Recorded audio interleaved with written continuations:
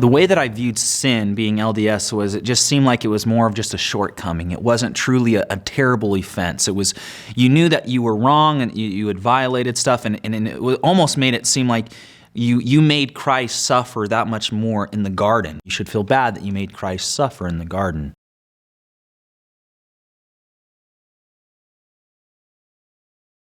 Sin is the violation of God's commandments. Sin is like slapping God in the face, and He is holy and just, and He will not allow that to go on. Sin is so much more severe that you and I can ever even imagine.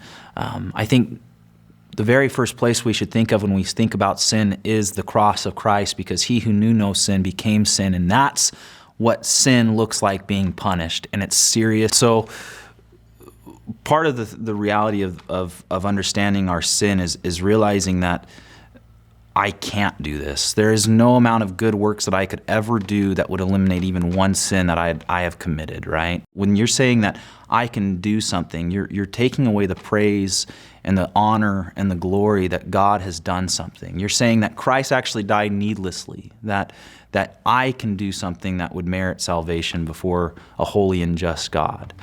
And that is evil, and that's wrong. That's what our first parents did in the garden when they covered themselves and they tried to hide from God. They tried to use their own works of their own hands. It is God that comes and removes those filthy rags and covers us with the perfect sacrifice Himself there upon the cross. When I became a Christian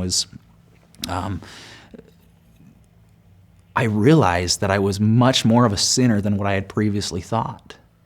But because I knew that I was that much more of a sinner, I realized how much more that magnified what God did on my behalf, and it made me enjoy Jesus Christ that much better, because I knew that I could never work that. I could never do that. I needed someone else to do it for me. And so I realized I was that much more of a sinner, but it was no longer with despair or hopelessness or hardship with it. It was, I am a sinner, and I have a great Savior that has saved me. Not one that needs and relies on me to do things, but one that has completely, fully, satisfactorily done everything on my behalf.